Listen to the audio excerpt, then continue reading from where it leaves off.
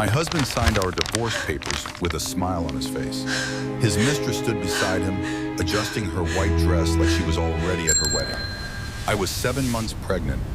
I had $847 to my name. No job, no friends. You need to sign my these own mother documents had just now. testified Give her against me some in court. space. She just gave birth. They thought they had won. I They am thought I never was giving nothing. up my daughter. But here's what Marcus didn't know when he walked out that door. Here's what Victoria didn't know when she wore that $4,000 necklace he bought for her instead of me. You thought They you'd had get away no with it. idea All right, who my keep father moving, really let's go. was. And neither did I. What happened next in that courtroom? Let's just say the color drained from their faces, and they never saw it coming. Stay with me until the end, because this story has a twist that will leave you speechless.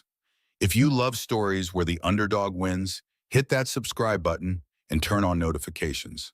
Drop a comment telling me, have you ever been underestimated? Let's talk about it.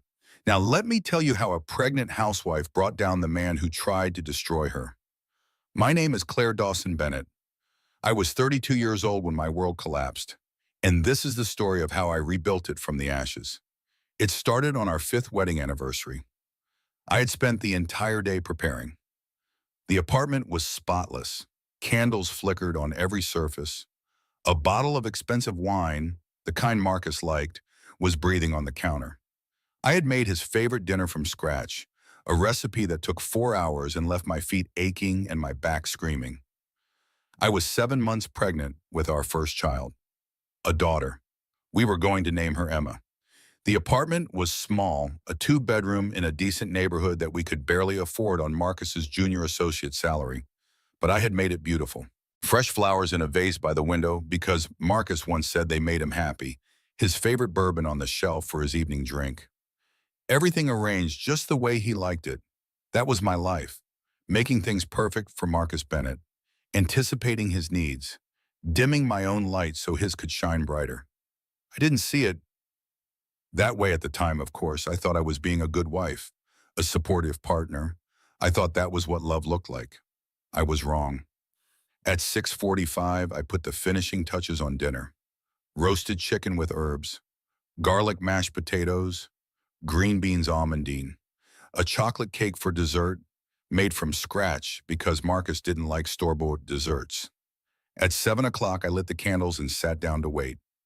At 7:30, I texted him, just checking if you're on your way. Heart emoji, kiss emoji. At 8 o'clock, he replied, big case, running late, almost done, don't wait up. At 8:30, the chicken was getting dry. I covered it with foil and turned off the oven. At 9 o'clock, the candles had burned down to stubs. I replaced them with new ones from the drawer. At 9:30, I called him. It went straight to voicemail. At 10 o'clock, I started eating alone. The food tasted like cardboard. I couldn't finish more than a few bites. At 10:45, I was still sitting at that table, surrounded by cold food and dying candles, when I heard his key in the lock. Marcus walked in looking tired but not apologetic. He barely glanced at the table, at the candles, at the dinner I had spent hours preparing. He said hey and asked if everything was okay.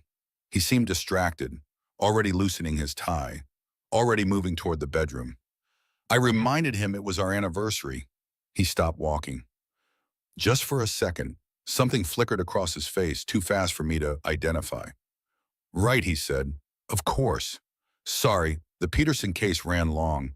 We can celebrate this weekend. He was exhausted. He walked past me without a kiss, without touching my belly to feel his daughter kick, without even looking at the meal I had made. I heard the shower turn on, heard him moving around the bedroom, heard him get into bed and turn off the light. I sat at that table for another hour, alone in the flickering candlelight, wondering when my husband had become a stranger. But here's the thing I didn't tell you.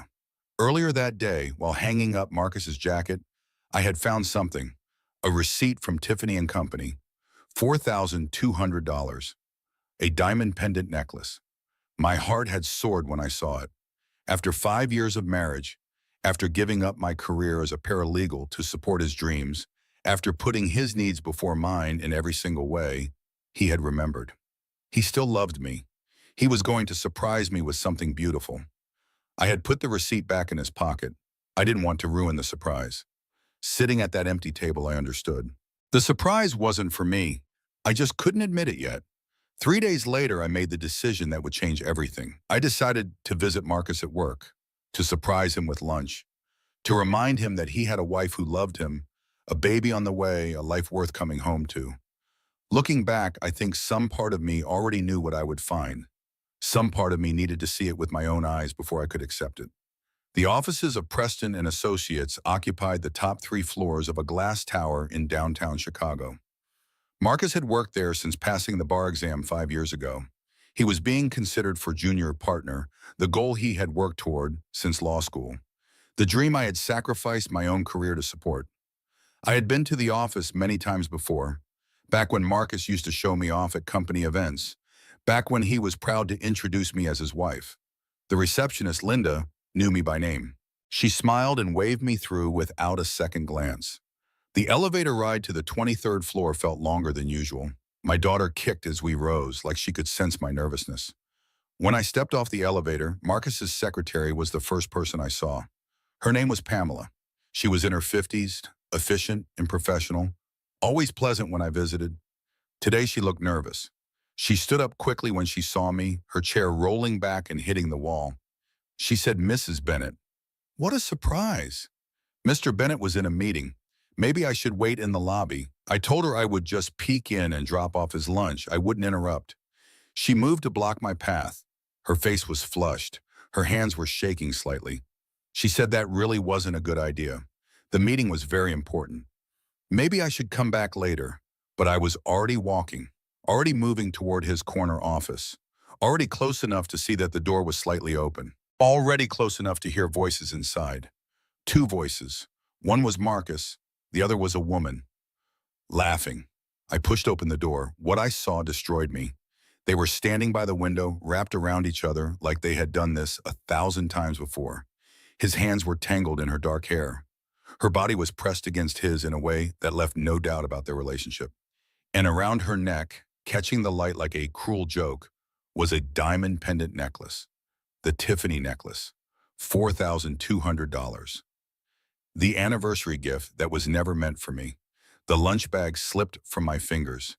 It hit the floor with a soft thud. The sound made them turn.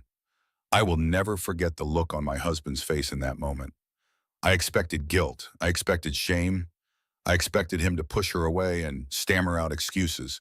Instead, he looked annoyed, like I was an inconvenience, like I had interrupted something important. The woman smiled. It was the coldest expression I had ever seen on a human face, beautiful and cruel, like a sculpture made of ice. She said, "Well, this was awkward. I couldn't speak. I couldn't move. I was 7 months pregnant, standing in my husband's office, watching my entire world collapse." She was stunning, tall and slender, with perfect bone structure and designer clothes that probably cost more than my entire wardrobe. She looked like she belonged in a magazine. I looked like I belonged in a maternity ward. Marcus sighed. He actually sighed like this was a burden for him. He said he was going to tell me this weekend. He wanted a divorce. He and Victoria were in love. Victoria, I learned her name from the way he said it, soft and reverent, the way he used to say my name. Victoria touched the necklace deliberately, making sure I saw it. Then she looked at my swollen belly with something like disgust. She said maybe I should sit down, in my condition. The way she said condition made my stomach turn, like my pregnancy was a disease, like the child growing inside me was something shameful. But I didn't sit. I didn't cry. I didn't scream or throw things or make a scene. I turned around and walked out. Past Pamela, who wouldn't meet my eyes. Past Linda at the reception desk, who was suddenly very interested in her computer screen. Into the elevator and down 23 floors, through the marble lobby, onto the street. I made it 2 blocks before my legs gave out. I sat down on a bench in a small park, surrounded by strangers who had no idea that a woman's life had just ended, and I finally let myself cry. I cried for the future I thought I had, for the family I thought we were building, for the 5 years I had given to a man who was capable of looking at me with annoyance while his mistress wore the necklace I thought was mine. I cried until I had nothing left, and then I placed my hand on my belly and felt my daughter kick. She was still here. She was still mine. Whatever happened next, I had to survive for her. I didn't know it then, but that was the moment everything changed.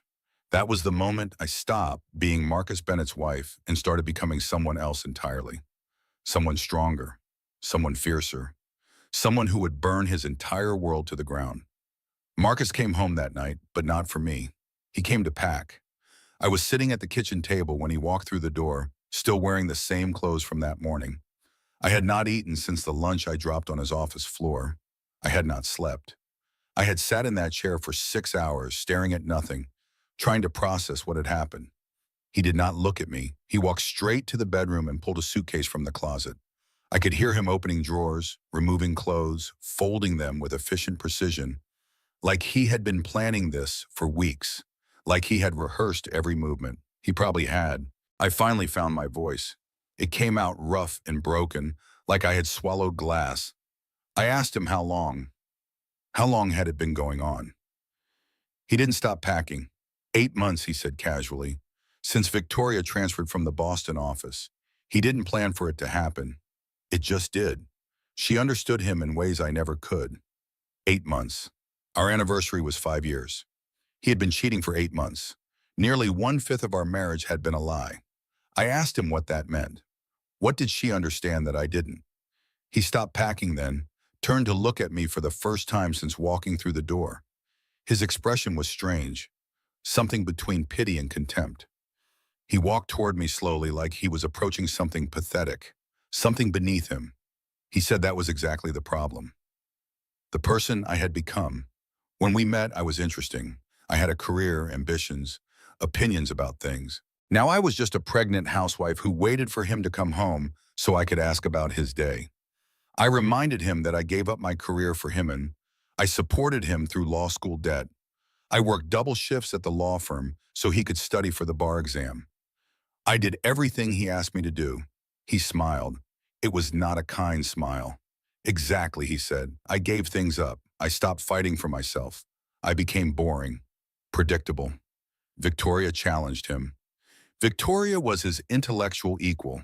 Victoria understood ambition. He zipped his suitcase and looked around the apartment one final time, like he was cataloging everything he was leaving behind. His lawyer would contact me, he said. He would be generous because he was not a monster. I would get some child support, enough to get by. But the apartment was in his name. His career was his. His future was his. I had contributed nothing financially, and I should remember that when the divorce papers came. I asked about our daughter, about the baby growing inside me. His baby. He paused at the door. For just a moment, something human flickered across his face, something that might have been regret. They would work out custody later, he said. Joint arrangement, probably. He wasn't trying to cut me out completely. He just needed to start his new life. Then he walked out. The door clicked shut behind him. And I was alone. I sat in that apartment for 3 more hours, watching the shadows lengthen across the floor, trying to understand who I was now that I wasn't Marcus Bennett's wife. For 5 years, that had been my identity. His wife, his support system, his cheerleader. I had molded myself into exactly what he wanted, convinced that was what love required. Now I was nothing. A pregnant woman in an apartment I couldn't afford, wearing a ring that no longer meant anything. At midnight, I finally got up from that chair. I walked to the bathroom and looked at myself in the mirror. My eyes were red and swollen from crying. My face was puffy from pregnancy. My hair was tangled. I looked exhausted, defeated. I placed my hand on my belly. It's going to be okay, I told my daughter. I don't know how yet, but it's going to be okay. I didn't believe it, but I said it anyway, because sometimes that's how survival works. You say the things you need to become true, and then you figure out how to make them real. The next morning, I discovered that Marcus's cruelty had only just begun. I went to the bank first thing. We had a joint checking account, a joint savings account, and a shared credit card. I needed money to survive. I needed to find a new place to live, buy things for the baby, maybe hire a lawyer. The teller was a young woman with a kind face and a name tag that said Jennifer. She typed my information into her computer and frowned. She told me she was sorry. The accounts had been frozen. Per Mr. Bennett's request, I explained that I was Mrs. Bennett. Those were my accounts too. I had every right to access them.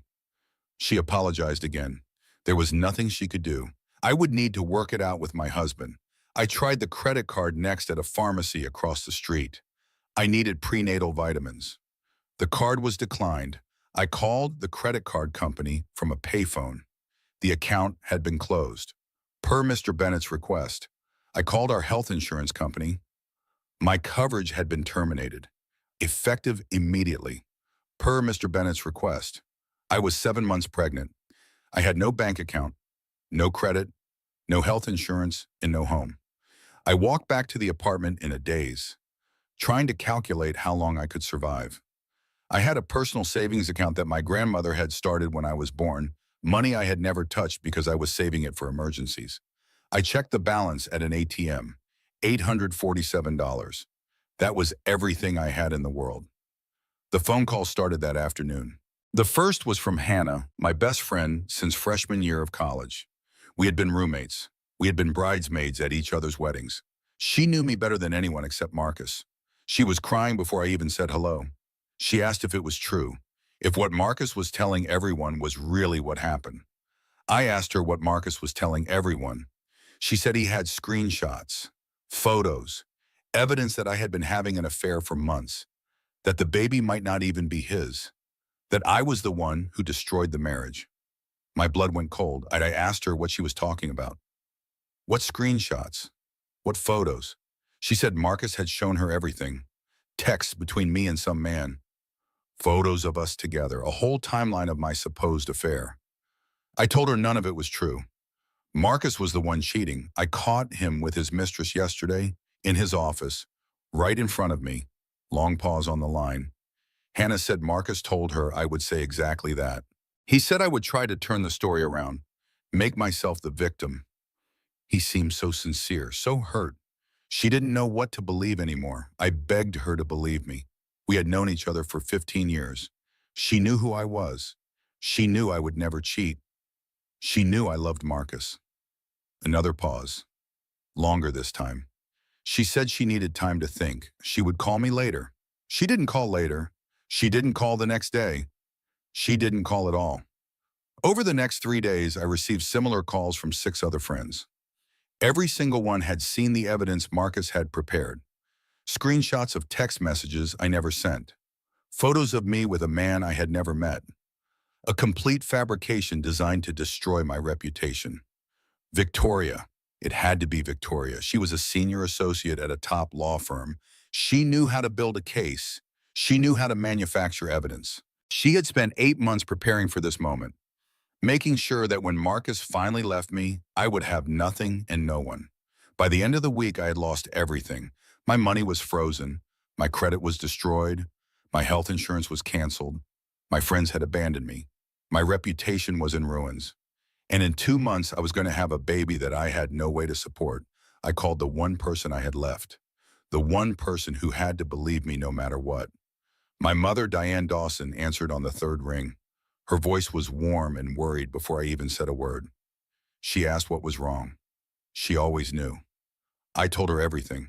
Marcus, Victoria, the affair, the fabricated evidence, the frozen accounts, the canceled insurance, the friends who wouldn't believe me. Everything. She listened without interrupting. When I finished, she was quiet for a long moment. Then she said what she always said. Come home, baby. I don't have much, but I have a couch. We'll figure it out together. My mother lived in a small apartment in Columbus, Ohio. She worked as a housekeeper at a hotel, making barely enough to pay her own bills. She had nothing to offer me except love and a place to sleep. I almost said yes. I almost surrendered. I almost packed my bags and ran back to Ohio like a child running to her mother's arms. But something stopped me. A memory. 1,000 memories. My mother crying over bills. My mother working double shifts. My mother always struggling. Always running. Always accepting whatever crumbs life offered her. I had spent my entire childhood watching her be beaten down by circumstances. I had sworn I would be different. I would be stronger. I would never let anyone make me feel small. And here I was, about to do exactly what she would do. Run, hide, accept defeat. No, I told her I wasn't running. If I ran now, I would never stop. I was going to stay in Chicago. I was going to fight. She asked what I was going to fight with. I didn't have anything. I touched my belly, feeling my daughter move inside me. I told her I had enough. I didn't believe it, but I said it anyway. 3 weeks after Marcus walked out, I found myself sitting in the waiting room of the Legal Aid Society of Chicago. The room was exactly what you would expect from a place that served people who had nothing. Fluorescent lights that buzzed and flickered overhead. Plastic chairs bolted to the floor, uncomfortable by design. A water cooler in the corner that made strange gurgling sounds. Faded posters on the walls with messages about knowing your rights. The room was full of people, single mothers with crying babies, elderly men clutching crumpled documents, women with bruises they tried to hide under long sleeves. Everyone looking exhausted, everyone looking defeated, everyone waiting for someone to tell them they still had options. I was 8 months pregnant now. The baby was due in 4 weeks. I had been living in a women's shelter on the west side, sharing a room with 2 other women and their children. I had not slept more than a few hours a night since Marcus left. I had lost 15 pounds because I couldn't keep food down. But I was still here, still fighting. That was all I had left. I had found the Legal Aid Society through a flyer at the shelter. Free legal help for people who couldn't afford attorneys. The waiting list was long. I had to arrive at 6 in the morning just to get a number. After 4 hours of waiting, they finally called my name. Robert Callahan was 55 years old, wearing a suit that had been nice about a decade ago. His office was tiny, barely bigger than a closet, overflowing with files and papers and empty coffee cups. He had gray hair that needed cutting and tired eyes that had seen every sad story the world had to offer. He gestured for me to sit, asked me to tell him my situation. Most people, I think, would have told him a sob story. They would have cried and begged and explained how unfair everything was. They would have thrown themselves on his mercy and hoped for the best. I did not do that. Instead, I reached into my bag and pulled out a folder. It was organized, tabbed, color-coded, annotated with sticky notes in 3 different colors. 3 years as a paralegal had taught me how to build a case, how to document evidence, how to present information clearly and compellingly. Just because I had given up my career didn't mean I had forgotten how to do it. I told Robert I worked as a paralegal for 3 years before I got married. I knew how to keep records. His eyebrows rose slightly. He took the folder and began flipping through it. I explained what I had compiled. Bank statements proving I contributed to household expenses for the first 2 years of our marriage, before Marcus asked me to quit my title and focus on supporting his career. Records showing I paid off $40,000 of his law school debt using an inheritance from my grandmother. Emails from Marcus explicitly discussing his plan to keep all the marital assets. Text messages between Marcus and Victoria accidentally forwarded to his regular phone, revealing their affair and their scheme to leave me with nothing. Robert stopped flipping. He looked at the text messages carefully. I continued. I was also 8 months pregnant. My husband had frozen all joint accounts, canceled my credit cards, and terminated my health insurance while I was carrying his child. He had fabricated evidence of an affair to destroy my reputation with our friends. I had documentation of everything. Robert set down the folder. He looked at me differently now, not with pity, with something closer to respect. He said most people who came through that door had nothing. They had been beaten down for so long, they didn't even know what to fight for anymore. I was different. I told him I didn't have money, but I had a brain, and I was not going to let Marcus take my daughter. He nodded slowly, then he smiled. It was the first genuine smile I had seen in 3 weeks. He said we should get to work. Over the next 3 days, Robert and I prepared our case. He filed emergency motions while I organized evidence. He made phone calls while I wrote summaries. We worked 18-hour days, fueled by coffee and determination. Robert explained the situation to me in blunt terms. Marcus had money and connections. He had hired Stephen Wright, one of the most expensive divorce attorneys in Chicago. Stephen was known for being ruthless, for burying opposing parties in paperwork and motions until they gave up out of exhaustion. We didn't have those resources. What we had was documentation, evidence, the truth. Sometimes, Robert said, that was enough. The emergency hearing was scheduled for a Tuesday morning. I barely slept the night before. I lay on my cot at the shelter, staring at the ceiling, running through everything that could go wrong. Marcus's lawyer would attack my credibility. He would present the fabricated evidence of my affair. He would paint me as a gold digger, a cheater, an unfit mother. I had to be ready for all of it. At 6 in the morning, I put on the only professional outfit I owned, a simple navy blue dress that still fit over my pregnant belly, flat shoes because I couldn't manage heels anymore, my hair pulled back neatly, minimal makeup. I looked at myself in the shelter's cracked bathroom mirror. I looked tired, I looked scared, but I also looked determined. I told my reflection that we were going to win.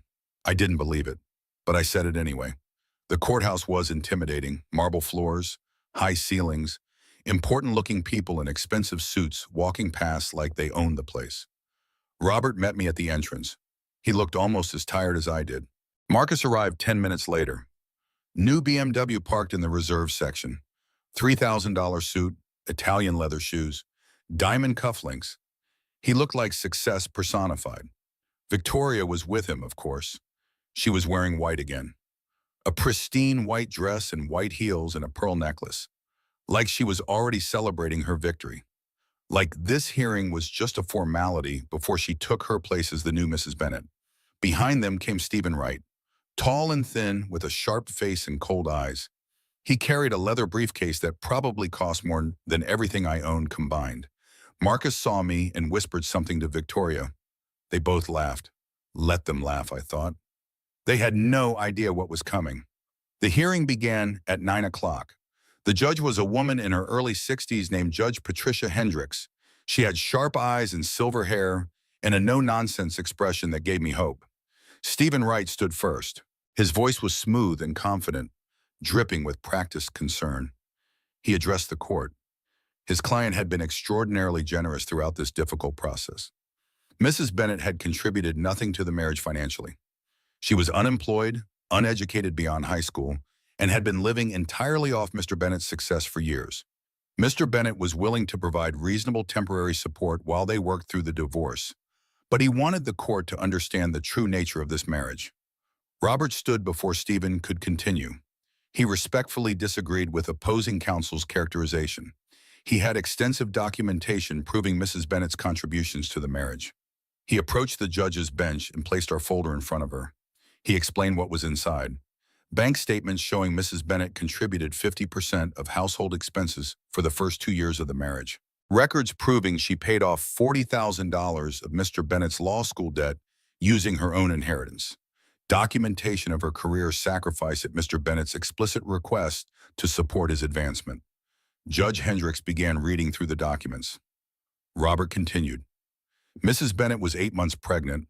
Her husband had frozen all joint accounts, canceled her credit cards, and terminated her health insurance while she was carrying his child. He would submit that these actions constituted financial abuse and should be considered when determining temporary support.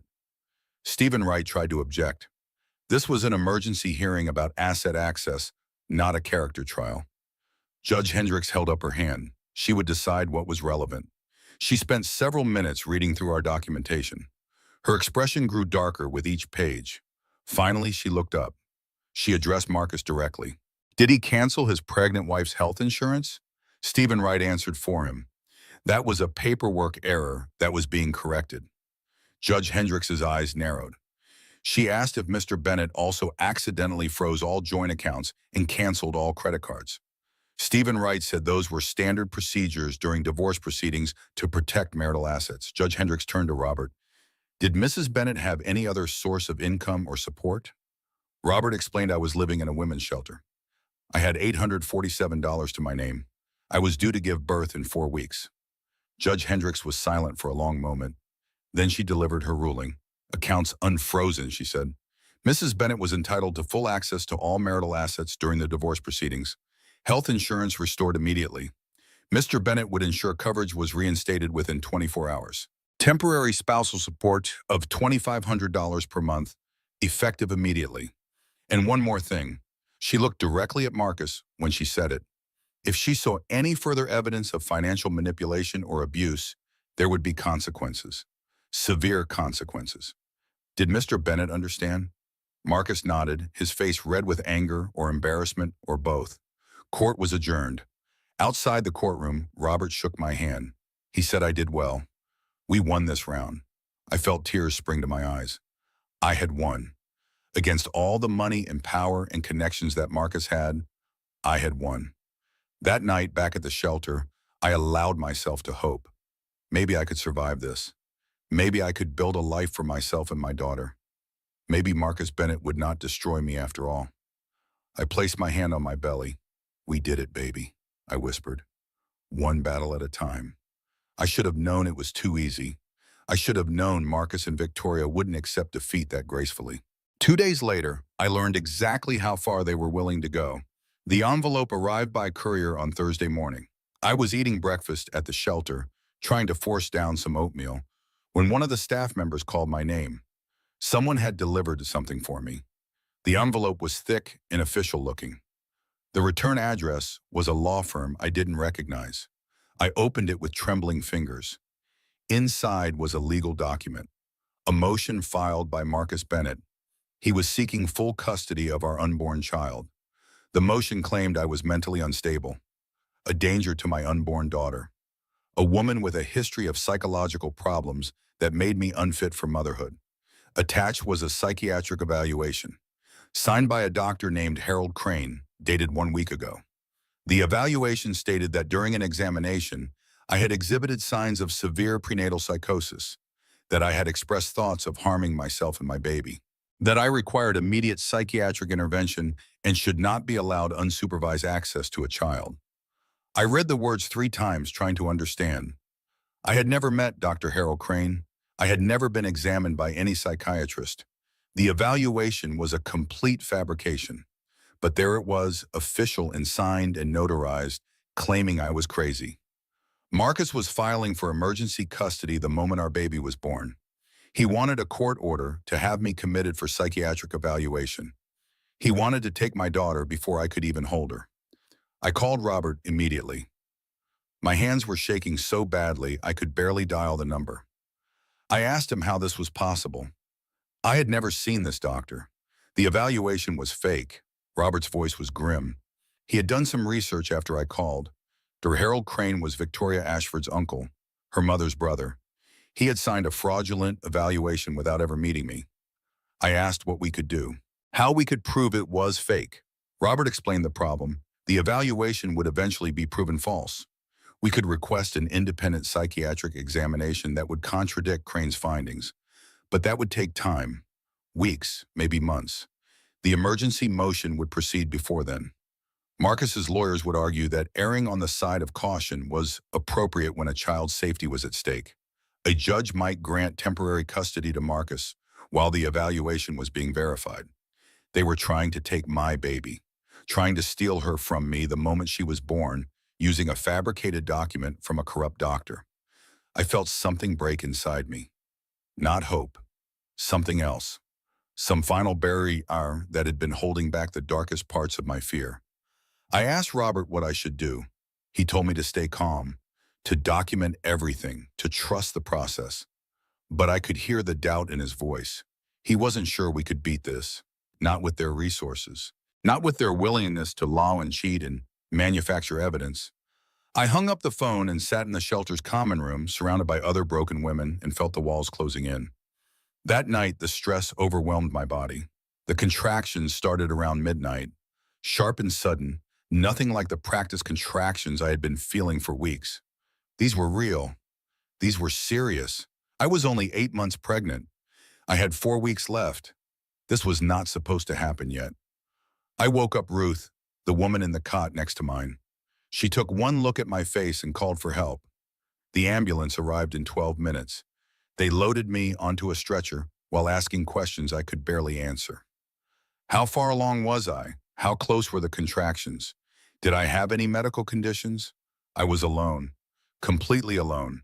No husband, no friends. My mother was 600 miles away and couldn't afford a plane ticket. I was about to have my baby in the back of an ambulance, surrounded by strangers. with a fabricated psychiatric evaluation hanging over my head like a death sentence. The delivery was difficult. Emma was born at 3:47 in the morning, 4 weeks early, after 6 hours of labor. She weighed 5 pounds, 4 ounces. She was small, but healthy. A fighter, the nurses said. Like her mother, they placed her in my arms, this tiny, perfect creature, and I cried. Not from pain, not from fear, from something bigger than both. From love so overwhelming it felt like it might destroy me. I looked at my daughter's face. Her eyes were closed, her tiny fists clenched, her mouth making small, sucking motions. She was the most beautiful thing I had ever seen. I promised her I would protect her, no matter what it cost, no matter who I had to fight, no matter what I had to become. I would burn the entire world down before I let anyone take her from me. 6 hours later, the wolves arrived at my door. I was dozing in my hospital bed, Emma sleeping in a bassinet beside me, when a knock woke me. A woman entered. She was in her mid-40s with kind eyes and a professional demeanor. She introduced herself as Greta Hoffman. She was a social worker assigned to the maternity ward. I felt my heart start pounding. Social worker, that meant someone had reported something. That meant the system was getting involved. Greta closed the door behind her. Through the window, I could see the hallway. Marcus was standing there. His lawyer was beside him. They were holding papers. Greta spoke quietly like she didn't want anyone outside to hear. She told me my husband was there with a court order. He was demanding access to the child and requesting an evaluation of my fitness as a mother. I pulled Emma closer to my chest. I told her no. He couldn't do this. I had just given birth. Greta held up her hand. She asked me to let her finish. She said she had read the court order carefully. She had also been watching me for the last 6 hours through labor and delivery and those first precious moments with my daughter. She had been doing this job for 20 years. She knew what abuse looked like. She knew what a mother protecting her child looked like, and she knew which one I was. She paused, her eyes meeting mine. The court order had irregularities, she continued. The psychiatric evaluation was signed by a doctor with a history of malpractice complaints. It was dated 1 week ago but claimed to document an examination that never appeared in any medical records. Those were grounds for delay. I asked how long she could delay it. 72 hours. That was the maximum she could justify legally. But I needed to use that time. Whatever I was going to do, I needed to do it now. She glanced toward the hallway where Marcus was checking his watch impatiently. That man didn't want his daughter, she said. He wanted to hurt me. She had seen 100 men like him in her career. They used children as weapons. They used the system to extend their control. She looked back at me with fierce determination in her eyes. Don't let him win. After she left, I lay in that hospital bed, holding my newborn daughter, trying to think through the fog of exhaustion and pain and fear. 72 hours. 3 days. That was all the time I had. I had just given birth. I was exhausted beyond words. I had no money, no resources, no support system. And Marcus Bennett, with his expensive lawyers and fabricated evidence and connected mistress, was coming for my baby. I looked down at Emma, sleeping peacefully against my chest. So small, so innocent, completely unaware that her life had already become a battleground. I whispered to her that I was going to fix this. I didn't know how yet, but I was going to find a way. Then I reached for my phone and started making calls. I did not sleep for the next 3 days. From my hospital bed with Emma beside me, I worked. I made calls. I sent emails. I reached into every corner of my past and pulled out every resource I could find. Maybe you know what that feels like. That moment when you're backed into a corner with no obvious escape and something inside you catches fire. When desperation transforms into determination. When the person you used to be burns away and someone new rises from the ashes. That was what happened to me in that hospital room. The first call I made was to Janet, a paralegal I had worked with before my marriage. We had been close once before I let my whole world shrink down to Marcus Bennett. I hadn't spoken to her in 3 years. She answered on the fourth ring, her voice surprised. I didn't waste time on pleasantries. I told her I needed help. I needed information on Victoria Ashford. Anything she could find. Janet hesitated. She said she had heard rumors about what happened, about Marcus leaving me, about the affair I supposedly had. She wasn't sure what to believe. I told her the truth, all of it. The real affair between Marcus and Victoria, the fabricated evidence, the frozen accounts, the fraudulent psychiatric evaluation, the custody motion, everything. When I finished, Janet was quiet for a long moment. Then she said she would see what she could find. She called back 4 hours later. Victoria Ashford had been cut off from her family 5 years ago, Janet reported. The Ashfords were old money from Boston, very old money, the kind that usually kept their scandals quiet and their dirty laundry hidden.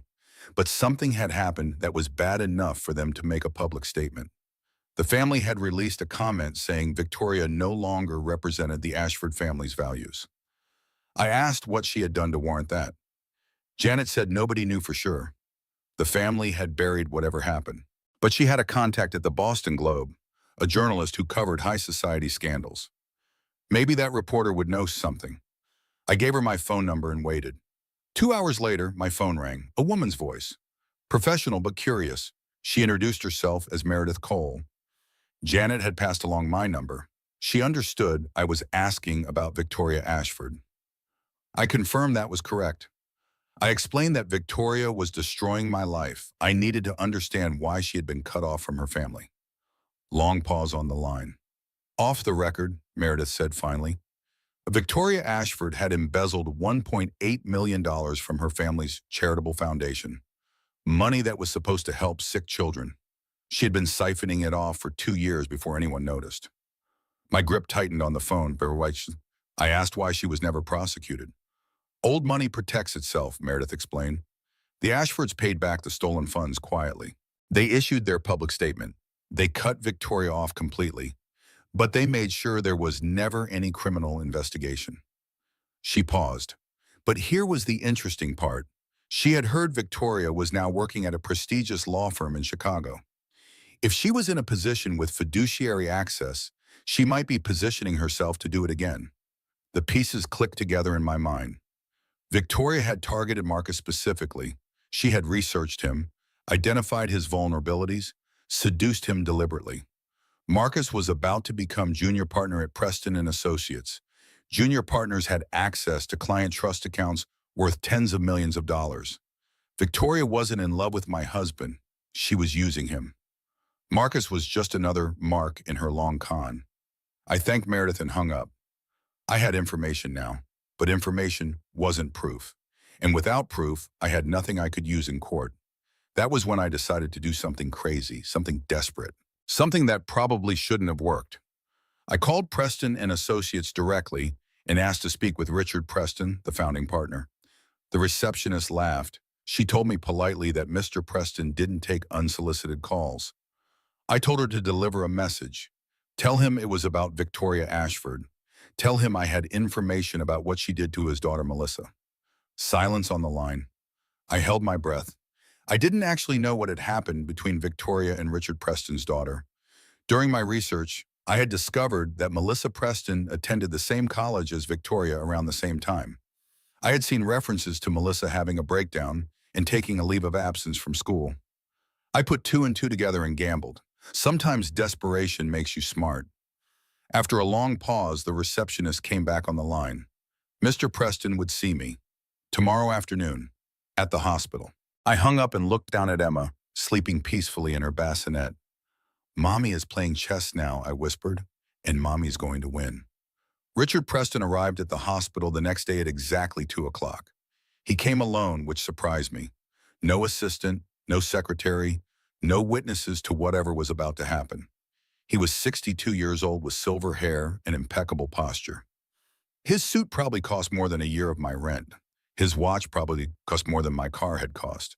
But it was his eyes that struck me. Sharp, calculating. The eyes of a man who had built an empire by being smarter and harder than everyone else. He stood in my doorway, looking at me and Emma with an expression I couldn't read. He said I had 5 minutes. I didn't waste them. I told him Victoria Ashford was cut off from her family 5 years ago for embezzling $1.8 million from their charitable foundation. She targeted my husband specifically because he was about to become junior partner at Preston's firm. Once Marcus had access to client trust accounts, Victoria was going to steal from them and disappear. Marcus would take the fall, and Preston and Associates' reputation would be destroyed. Richard's expression didn't change. He said that was speculation. I agreed. I didn't have proof yet. But he had something I didn't have. He had access to his own firm's systems. He could monitor Victoria's activity. He could catch her in the act. He asked why he would help me. I played my only card. Because of Melissa. Something shifted in his face. A crack in the impenetrable facade. I continued. Victoria and Melissa were college roommates. When Melissa discovered Victoria cheating on an exam, Victoria retaliated. She spread rumors that Melissa was sleeping with professors for grades. She destroyed Melissa's reputation systematically and deliberately. Melissa had a complete breakdown. She tried to take her own life. Richard's voice was ice. He asked how I knew that. I told him I was a paralegal. I knew how to research. But more importantly, I knew that he had been waiting for a chance to destroy Victoria for years. He couldn't prove what she did to Melissa. But embezzlement from client trust accounts? That he could prove. And that would send her to prison. Long silence. Richard studied me with new eyes, like he was reassessing everything he thought he knew. He said I should have been a lawyer. I told him I gave up that dream for Marcus. And look where it got me. He straightened his jacket and moved toward the door. He would look into it, he said. If I was right, and he believed I was, they would handle this together. But he wanted me to understand something. He wasn't doing this for me. He was doing it for his daughter. I told him I didn't care why he was doing it. I just needed Victoria and Marcus to burn. He almost smiled. On that, he said. About that, he said, we agreed. Bye. After he left, I looked at the clock. 32 hours left of my 72 hours. The trap was being set, but I still needed to survive the custody hearing. I picked up my phone and started calling everyone who might testify to the truth about Marcus Bennett. One by one, I assembled my army. 2 weeks after Emma was born, I was living in a women's shelter on the south side with my daughter. The shelter was crowded and noisy and smelled like industrial cleaner. I shared a room with 2 other women and their children. Privacy was non-existent. The beds were hard. The food was bland. But Emma and I were safe. And safe was all that mattered. Robert Callahan visited me every few days with updates on the custody case. Richard Preston's IT team had been monitoring Victoria's computer activity at the firm. She had already accessed the client trust account system multiple times, probing the security, testing her access levels. Richard had accelerated Marcus's promotion to junior partner. Victoria thought she had won. She thought the hard part was over. She had no idea she was walking into a trap. Meanwhile, I was preparing for the custody hearing scheduled for the following Monday. Over the past 2 weeks, I had built a case that I hoped would destroy Marcus's credibility forever. I had tracked down witnesses who had seen the truth. Ordinary people, not powerful or connected, but people who knew what they had seen and were willing to say it under oath. First was Terrence, the Uber driver. He had driven Marcus and Victoria to hotels at least a dozen times over the past 8 months. He remembered them clearly because Victoria was rude to him and Marcus over-tipped out of embarrassment. Terrence was happy to testify. Next was Charlotte, a saleswoman at Tiffany & Company. She had sold Marcus the diamond necklace. She remembered him bragging that it was for his future wife, not his current wife, his future wife. She thought it was sleazy at the time. She remembered every word.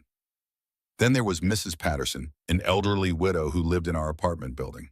She spent most of her time in the lobby, watching people come and go. She had overheard Victoria telling Marcus, once we get the partnership money, we are gone. Mrs. Patterson didn't like Victoria. Said the woman had mean eyes. She was eager to testify. Finally, I had reached out to Patricia Bennett, Marcus's estranged older sister. Patricia and Marcus hadn't spoken in 5 years. When their mother was dying of cancer, Marcus had manipulated the old woman into changing her will. He got the house, the savings, everything. Patricia got nothing. When I called and explained who I was and what Marcus had done to me, Patricia laughed. A bitter, knowing laugh. Of course he did, she said. That was exactly who Marcus was. He had been manipulating people his whole life, finding their weaknesses and exploiting them. She had watched him do it since they were children. I asked if she would testify against him. She said she would do anything to see her brother get what he deserved. By Friday, I had 11 witnesses ready to take the stand. Not lawyers or executives or important people. Just ordinary humans who had seen Marcus Bennett for what he really was. Robert called me that evening, impressed. He asked how I had done this. How had I assembled this coalition in 2 weeks while caring for a newborn and living in a shelter? I told him I stopped being the woman Marcus had trained me to be. I became the woman I was always supposed to be. That night, lying on my cot with Emma sleeping beside me, I allowed myself to believe we might win. The custody hearing was in 3 days. Richard's trap for Victoria was ready to spring. The evidence against Marcus was overwhelming. I whispered to my daughter that it was almost over. Soon we would be safe. Soon we would be free. I should have known better. At 3 o'clock on Saturday morning, my phone rang. It was Robert. His voice was shaking in a way I had never heard before. He told me Marcus had filed a new motion. Emergency hearing 6 hours from now. I sat up in my cot, my heart pounding. I asked how that was possible. The hearing was scheduled for Monday. Robert explained that Marcus had found a new judge, Judge Morrison. Someone he had connections with through the firm, someone willing to move the schedule up. But that wasn't the worst part. Marcus had a new witness. I asked who. Long pause on the line. My mother. The words didn't make sense at first. My mother, Diane Dawson, the woman who had raised me alone, the woman who had sacrificed everything for me, the woman who was the only person in the world who loved me unconditionally. I told Robert that was impossible. My mother would never testify against me. He said he was sorry. He had spoken to her directly. She confirmed everything. She had signed an affidavit stating I had been mentally unstable since childhood, that I was unfit to be a mother, that she feared for Emma's safety. The phone slipped from my fingers. Ruth, the woman in the cot next to mine, woke up at the sound. She asked if everything was okay. Nothing was okay. Nothing would ever be okay again. My own mother had betrayed me. I picked up the phone with numb fingers. Robert told me the hearing was at 9 a.m. We had 6 hours. I hung up without saying goodbye. Then I sat in the darkness of that shelter, holding my sleeping daughter, trying to understand how my own mother could sell me out. At 4 in the morning, I called her. Diane answered on the first ring, like she had been waiting by the phone, hoping I would call. I asked her one question. Why? She started crying immediately, begging me to understand, begging me to forgive her. I demanded an explanation. She said Marcus had found out something about her past, something I didn't know, something she had been hiding for over 30 years. I asked what he had found. Long silence. Then she told me. When I was 3 years old, we were starving. She couldn't find work. No one would hire a single mother with no education, no references, no support system. So she started stealing. Small things at first. Food from grocery stores, clothes from department stores. Just enough to survive. Then she got bolder, started taking things from houses, small valuables she could pawn for cash. She got caught eventually, arrested, convicted of burglary. She served 3 months in county jail while I stayed with a foster family. After she got out, she changed our names, moved to Ohio, started over completely. No one knew about her record, not even me. But Marcus had found out. Somehow, somewhere, he had dug up records that were supposed to be sealed and buried forever. He threatened to expose her, to have her sent back to prison for parole violations, to make sure she never saw me or Emma again. She said she was so sorry. She was just trying to protect me. She had always just been trying to protect me. I felt something twist inside me. Anger, betrayal, and underneath it all, a terrible understanding. I asked if there was more, if there was anything else she had been hiding. Long pause. She said Marcus also threatened to tell me the truth about my father. The real truth, not the story she had told me my whole life. I asked what truth? What about my father? She had always told me he abandoned us before I was born, that he didn't want us. She said she couldn't explain over the phone. She was sorry.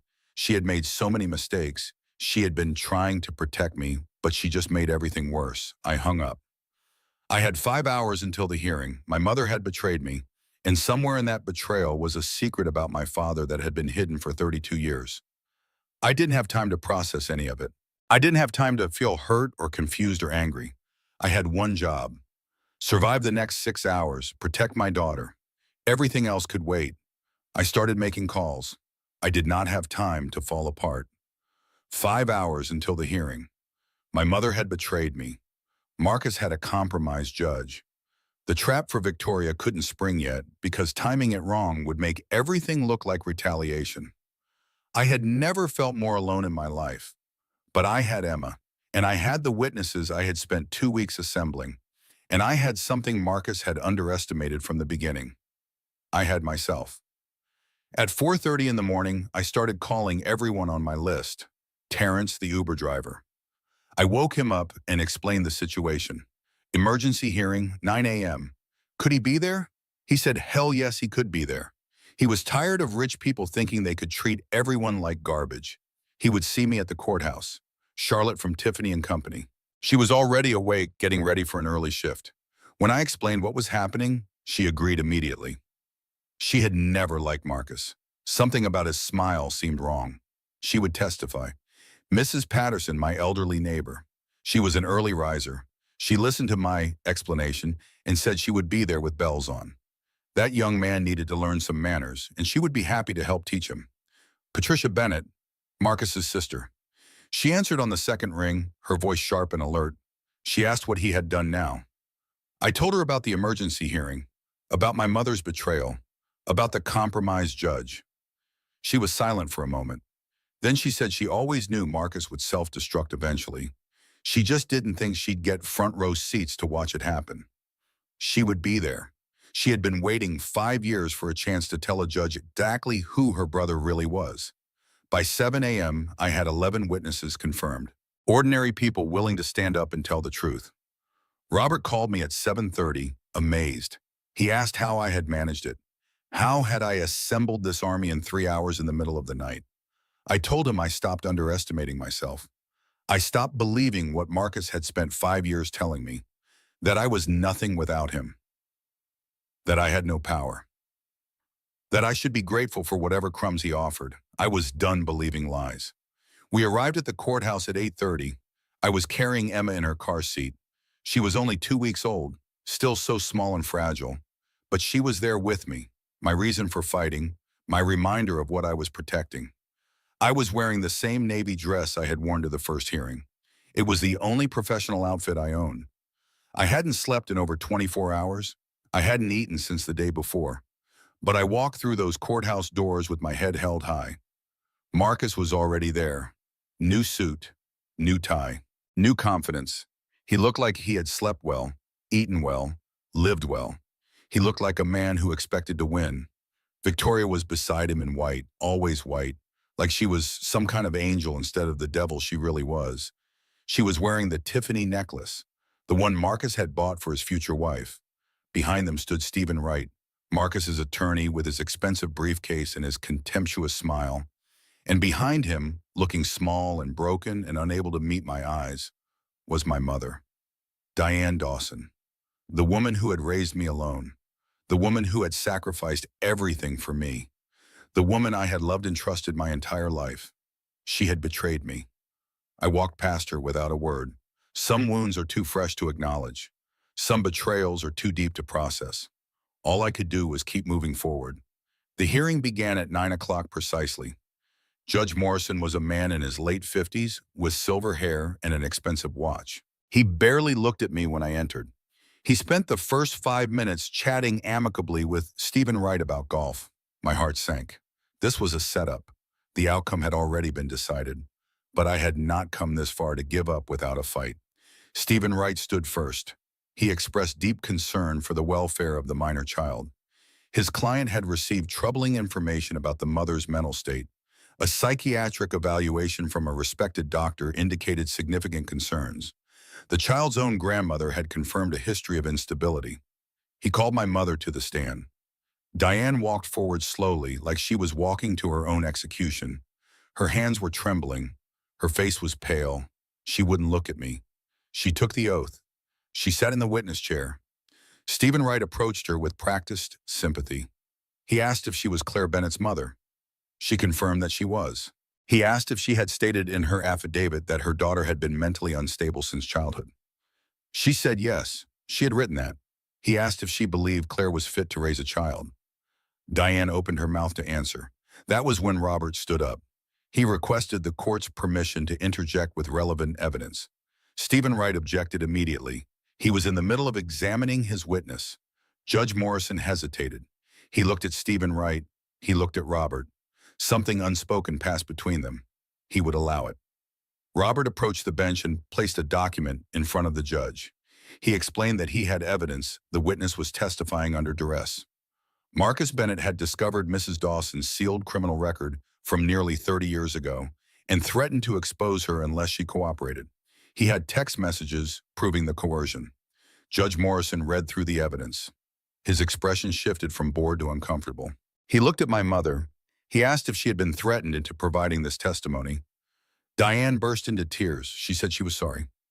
She was so sorry. Marcus told her he would destroy them both. He told her Claire would hate her forever.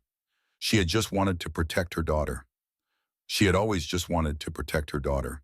Judge Morrison's face hardened. He looked at Marcus. He noted that witness tampering was a serious offense. Stephen Wright scrambled. His client denied any wrongdoing. This was clearly a misunderstanding. But Robert was already pressing forward. He announced that the defense had 11 witnesses ready to testify, witnesses who could speak to Mr. Bennett's infidelity, his fabrication of evidence against Mrs. Bennett, and his systematic campaign to destroy her reputation. He asked permission to call them. Judge Morrison glanced at Stephen Wright again, but the accusation of witness tampering had changed something. He couldn't dismiss this out of hand without looking complicit. He granted permission. One by one, my witnesses took the stand. Terrence, the Uber driver, described the multiple trips he had driven Marcus and Victoria to hotels throughout the city. Charlotte from Tiffany and Company testified about Marcus bragging that the necklace was for his future wife. Mrs. Patterson recounted the conversation she had overheard about getting the partnership money and leaving. And Patricia Bennett, Marcus's own sister, delivered the most devastating testimony of all. She described her brother's lifelong pattern of manipulation. She explained how he had stolen their mother's inheritance while the woman was dying. She detailed his history of lying, cheating, and destroying anyone who got in his way. Stephen Wright tried to discredit her. He pointed out her estrangement from Marcus. He suggested her testimony was motivated by revenge. Patricia agreed it was revenge, and it was also the truth. Both things could be true. Marcus's face had gone from confident to worried to panicked over the course of 2 hours. Victoria had stopped smiling. She was gripping Marcus's arm with white-knuckled intensity. Then Robert made his final move. He requested permission to call one final witness. Richard Preston. The courtroom went silent. Marcus went pale. Victoria's hand flew to her throat. Richard Preston walked in, silver-haired, impeccably dressed, radiating authority and power. The most respected attorney in Chicago, walking into a custody hearing like it was a corporate boardroom. Judge Morrison sat up straighter. Whatever corrupt arrangement he had with Stephen Wright, he couldn't ignore Richard Preston. Richard took the stand. He testified that he was the founding partner of Preston and Associates. Both Mr. Bennett and Ms. Ashford were employees at his firm. He was there to provide relevant context about their characters. He produced documents. 3 weeks ago, he explained, his IT department had detected unauthorized access to client trust accounts. The access came from Victoria Ashford's credentials. She had been systematically probing the systems, preparing to embezzle approximately $12 million. Victoria jumped to her feet. She shouted that he was lying, that he couldn't prove anything. Judge Morrison ordered her to sit down or be held in contempt. Richard continued calmly. Ms. Ashford had a history. 5 years ago, she embezzled $1.8 million from her own family's charitable foundation. Her family covered it up and disowned her. She came to Chicago, reinvented herself, and spent 3 years positioning herself to do it again. He turned to Marcus. Mr. Bennett was not the mastermind here, Richard explained. He was the mark. Ms. Ashford had leverage over him. She had discovered that he falsified evidence in a case 3 years ago. She had been blackmailing him ever since. Marcus was shaking. He tried to speak. Richard cut him off. The FBI had been notified, Richard announced. Both Marcus and Victoria were facing federal charges. The courtroom erupted, and in the middle of the chaos, the doors opened one more time. An elderly man entered the courtroom. He was tall and distinguished, with white hair and an impeccably tailored charcoal suit. Two younger attorneys flanked him, each carrying expensive leather portfolios. He walked with the quiet confidence of someone who had nothing to prove. The chaos in the courtroom subsided. Everyone turned to look at this new arrival. He approached the bench with measured steps. He apologized for the interruption. His name was Theodore Walsh. He represented the Hartley Trust. He was there regarding a matter that concerned Mrs. Claire Bennett. I felt my heart stop. Marcus looked confused. Stephen Wright looked confused. Even Robert looked confused. Theodore Walsh continued. He had been searching for Mrs. Bennett for 2 years, since her father died.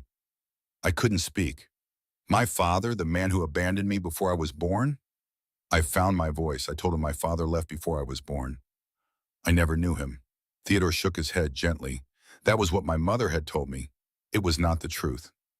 He approached me slowly, respectfully. The courtroom was completely silent. Every eye was on us. My biological father, he explained, was William Hartley, founder and CEO of Hartley Technologies. I felt the world tilt. William Hartley, even I knew that name. He had built one of the largest technology companies in the country. He had been a billionaire many times over before his death. Theodore continued. William Hartley did not abandon me.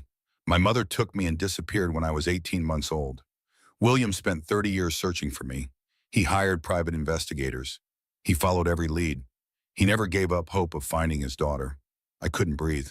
William Hartley died 2 years ago, Theodore said.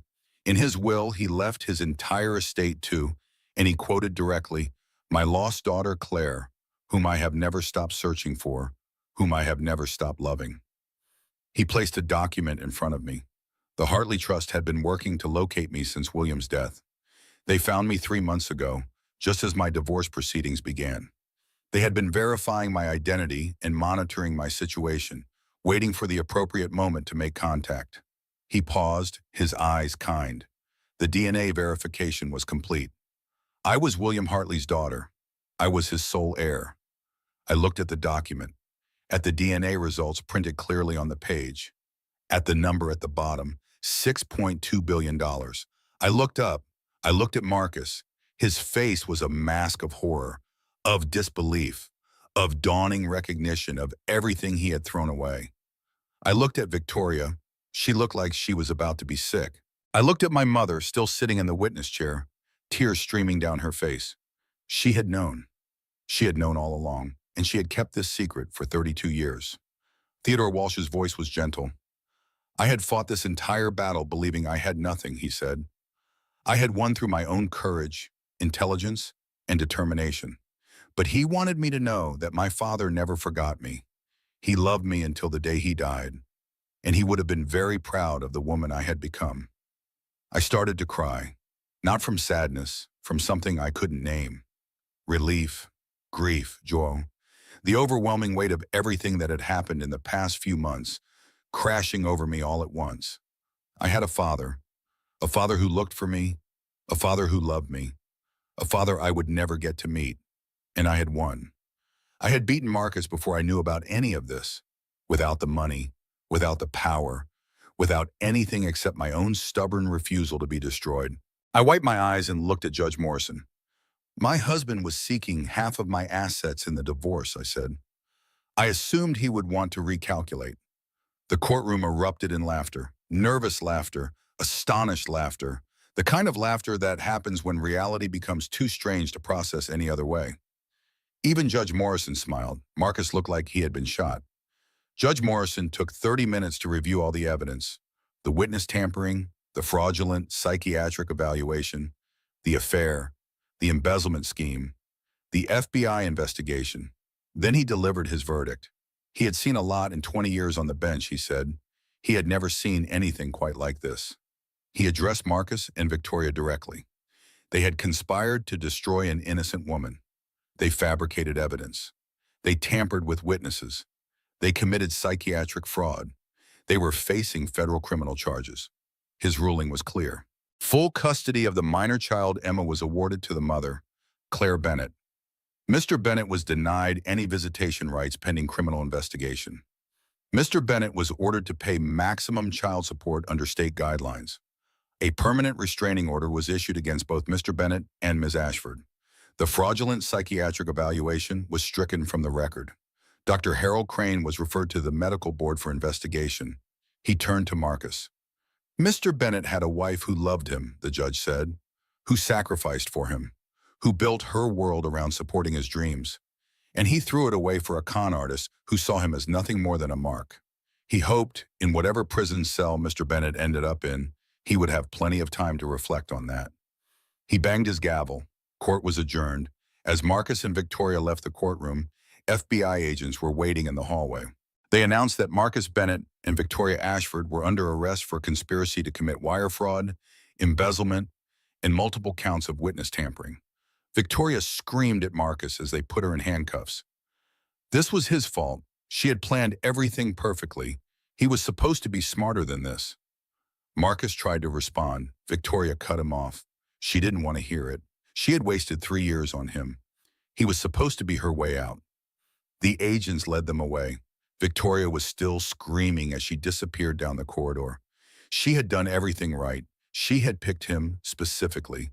She was going to disappear and live like a queen. Now it was all ruined. Her words echoed through the marble halls. Her confession, shouted in front of dozens of witnesses, would be played at her trial. Marcus said nothing. He just looked at me as they let him past. His eyes were filled with regret and disbelief and horror at everything he had lost. I said nothing back. Some things don't require words. I stood in that courtroom holding my daughter, surrounded by the witnesses who had helped me win.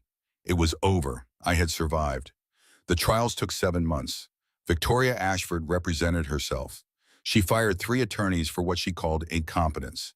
She believed no one could present her case as brilliantly as she could. She was wrong. The evidence against her was overwhelming. Digital records of her accessing the trust accounts. Her courtroom confession, played for the jury in all its screaming desperation.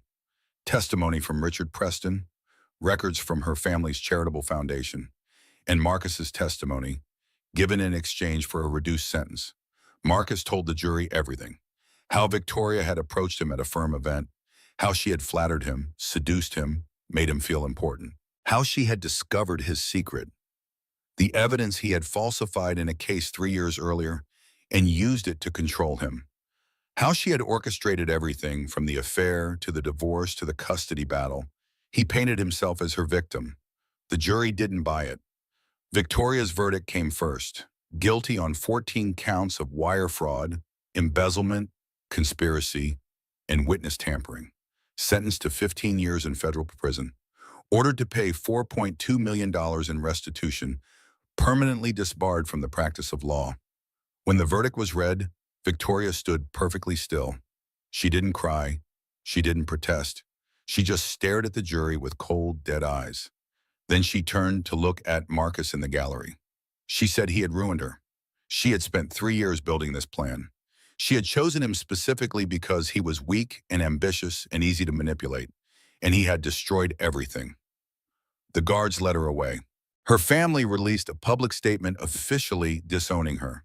Her mugshot went viral across social media. The headline read, "The perfect lawyer was a con artist." In prison, she tried to manipulate the other inmates the way she had manipulated everyone else. It didn't go well. She received 0 visitors in her first year. Her appeal was denied. She will be 44 when she's released. She will have nothing. No money, no family, no career, no one waiting for her.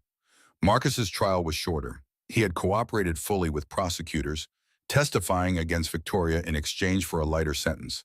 His attorney argued that he was a victim too, manipulated by a master con artist.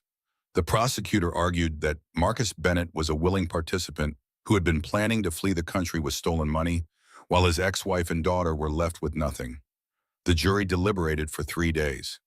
Guilty on 7 counts of conspiracy, fraud, perjury, and witness tampering.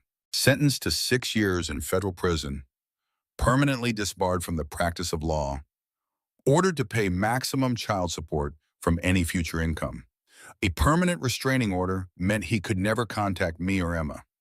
When the verdict was read, Marcus cried, not tears of remorse, tears of self-pity. He couldn't believe this was happening to him. He couldn't understand how his perfect life had fallen apart. His former colleagues refused to acknowledge him. The BMW was repossessed. The apartment was seized.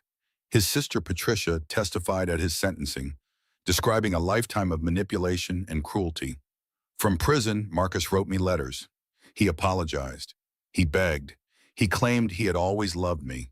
He said Victoria had manipulated him, had twisted his mind, had made him do terrible things. He wanted forgiveness. He wanted a second chance. I never read past the first line. I never responded. He was released after 4 years for good behavior. Unable to practice law, he found work at a car wash, then at a grocery store, then at a call center. Each job lasted a few months before something went wrong. 10 years after the divorce, he saw my face on the cover of a business magazine. The headline read, "Billionaire philanthropist Claire Hartley Bennett's foundation has helped 10,000 domestic abuse survivors." He tried to contact me. The restraining order still applied. He died at 58 of a heart attack, alone in a studio apartment. Nobody found his body for 3 days. I did not attend the funeral. Dr. Harold Crane, the psychiatrist who signed the fraudulent evaluation, lost his medical license. I sued him for defamation and he settled for $1.2 million. Criminal charges for fraud earned him 18 months in prison. He died 3 years after his release, professionally disgraced. Stephen Wright, Marcus's attorney, was investigated by the bar for knowingly presenting fraudulent evidence. He was censured but not disbarred. His reputation, however, was destroyed. He lost 80% of his clients. His firm dissolved. Last I heard, he was practicing personal injury law out of a strip mall office in the suburbs. Judge Morrison, who had been prepared to hand my daughter to Marcus on a silver platter, was investigated for corruption. 3 other cases were overturned based on evidence of improper relationships with attorneys. He resigned from the bench to avoid disbarment. Every person who helped Marcus try to destroy me paid a price. Every single one. But revenge, I learned, doesn't actually feel the way you expect it to feel. There was no satisfaction in watching them fall. No joy in their suffering. Just a quiet relief that they could never hurt anyone else the way they had tried to hurt me. The person whose fate mattered most to me wasn't any of them. It was my mother. 1 month after the trials ended, I sat down with my mother in a small diner near the women's shelter where I had once lived. We hadn't really talked since that day in the courtroom. There was too much pain between us, too many secrets, too many years of lies. But I needed to understand. I needed to know the truth about my father, about why she had run, about everything she had been hiding for 32 years. She looked older than I remembered, smaller somehow, like the weight of everything had compressed her. I asked her to tell me the truth, all of it, from the beginning. She took a deep breath and began. She met my father, William Hartley, when she was working as a waitress in San Francisco. He was young then, just starting his company. Not yet rich, but ambitious, driven. They fell in love. She got pregnant with me. But his family, the Hartleys, were old money. East Coast aristocracy with roots going back generations. They hated her, called her a gold digger, a fortune hunter. When I was born, they tried to take me away. They hired lawyers. They threatened her. They made it clear that they would use every resource at their disposal to prove she was unfit. So she ran, changed our names, moved to Ohio, disappeared. I asked why she never told me the truth. Because she was ashamed, she said. Ashamed of running, ashamed of lying, ashamed of denying me a father who loved me. I asked why she was so afraid of his family. She was quiet for a long moment. Then she told me the part she had never told anyone. When I was a baby, William's mother came to see her. Alone but without lawyers or threats. She offered Diane $1 million to disappear forever, to take me and vanish and never contact William again. Diane refused. The next day, she found evidence that someone had been in her apartment. Nothing was missing, but things had been moved. A warning. A week later, she received an anonymous letter. It contained photographs of her, walking to work, buying groceries, picking me up from daycare. Someone had been following her. That was when she understood. The Hartleys weren't going to stop. They would never stop. They had money and power and generations of practice at destroying anyone who got in their way. She ran because she was terrified. She stayed hidden because she believed it was the only way to keep me safe. I asked about my father. Did he know? Did he try to stop his family? She said she didn't know. She never talked to him again after she left. She assumed he had moved on, started a new family, forgotten about her. But she was wrong. Theodore Walsh had told me the truth. William Hartley spent 30 years looking for me. He hired private investigators. He followed every lead. He never married, never had other children. He waited his entire life for a daughter who had been stolen from him. He died 2 years ago, still searching, still hoping. I would never get to meet him. I sat across from my mother in that worn diner booth, trying to process everything. She had lied to me my whole life. She had denied me a father who loved me. She had made choices out of fear that changed the course of my entire existence. But she had also raised me alone, sacrificed everything for me, gone to prison rather than let me starve, done the best she could with the hand she was dealt. I could hate her forever for the lies, or I could forgive her and move forward. I chose to forgive. I told her I understood why she did what she did. It wasn't right, but I understood. She was young and scared and facing impossible choices. She did what she thought she had to do to protect me.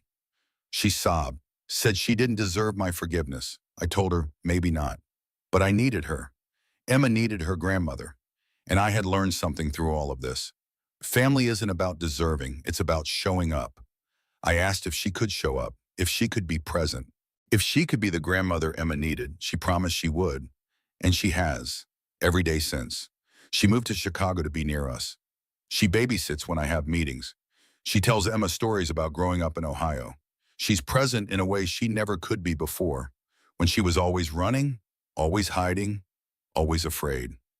The helpers who saved me were rewarded. Robert Callahan now runs the Callahan Justice Center, a nonprofit legal aid firm I funded specifically for women facing financial abuse and divorce. In its first year, it helped over 400 women escape situations like mine. Greta Hoffman, the social worker who bought me 72 hours in that hospital, became the executive director of my foundation. She helps design programs for women in crisis. She's brilliant at it. Patricia Bennett, Marcus's sister, became Emma's godmother. She and I developed a genuine friendship built on our shared experience of surviving Marcus's manipulation. She remarried and had a child of her own. Our families spend holidays together. Richard Preston retired from his firm 2 years after the trials. His daughter Melissa, finally in recovery, met me once. She thanked me for making Victoria pay. I told her Victoria destroyed herself. I just made sure she couldn't destroy anyone else. And me, I went back to school. Law school, part-time, while raising Emma. It took 4 years, but I wanted to finish what Marcus had taken from me. I wanted to prove that I could have been his equal, his better. I passed the bar on my first try. I don't practice law, but I have the degree. I earned it. I wrote a book, a memoir about everything that happened. I called it The Woman You Underestimated. It spent 32 weeks on the bestseller list. The money went to my foundation. The Hartley Foundation has distributed over $800 million to causes including domestic abuse survivors, single mothers, and legal aid for women. We employ 200 people. We've helped tens of thousands of families. It's the best thing I've ever done. 3 years ago, I got married again. His name is David Miller. He's a pediatric surgeon at Chicago General Hospital. We met at a foundation fundraiser. He was there because his hospital was one of our grant recipients. He had no idea who I was. We talked for 3 hours that night. He made me laugh for the first time in months. He asked for my number without knowing my last name. Our first date was coffee at a diner near the hospital. He paid with quarters he dug out of his jacket because he forgot his wallet. I didn't tell him about the money, not then. When he eventually found out, he asked if that meant dinner was on me. I knew then he was different. He saw me, not dollar signs. We got married in a small ceremony in my mother's backyard in Ohio. Just family, just friends, no photographers, no press. We have a son now. His name is William, after my father. He's 2 years old and looks exactly like his namesake. Emma is 6, smart, kind, fearless.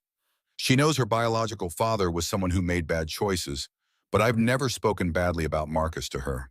When she's older, I'll tell her the whole story. For now, David is her dad. That's all she needs. Our home is a brownstone in Lincoln Park. 4 bedrooms, a garden. Emma's playroom filled with art supplies. William's room decorated with dinosaurs. On my study wall hangs a photograph of my father at 30. He has my eyes, my stubborn chin. I tell Emma and William about him every night. I tell them their grandfather loved them before they were born. I have to believe that's true. Maybe you've been where I was, backed into a corner with no obvious escape, told you were worthless by someone who should have loved you, stripped of everything you thought defined you. If you have, I want to tell you something. You are not nothing. You are everything. And when you're ready to fight, there are people waiting to fight beside you. It was a Tuesday morning in September when Maria showed up at my door. She was 28, exhausted, terrified. She was holding a baby. Behind her was a single suitcase. She asked if I was Claire Bennett, the one from the news, the one with the foundation.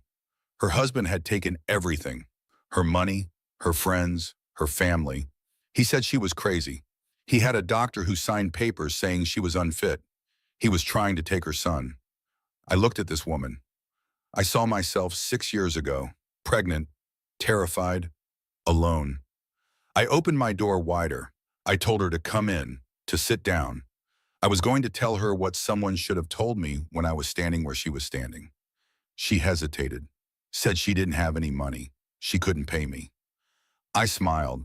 I told her I was her once. I had $847 and a baby and a husband who told me I was nothing. I didn't need money then. I needed someone to believe me. I took her hand and led her into my home. I told her what I tell every woman who walks through the doors of my foundation. You are not nothing. You are everything. And we are going to fight. That is my story. But really it belongs to every woman who has been told she's worthless and refused to believe it. Every mother who has fought for her children against impossible odds. Every person who has hit rock bottom and found the strength to climb back up. We are the women they underestimated, and we always win.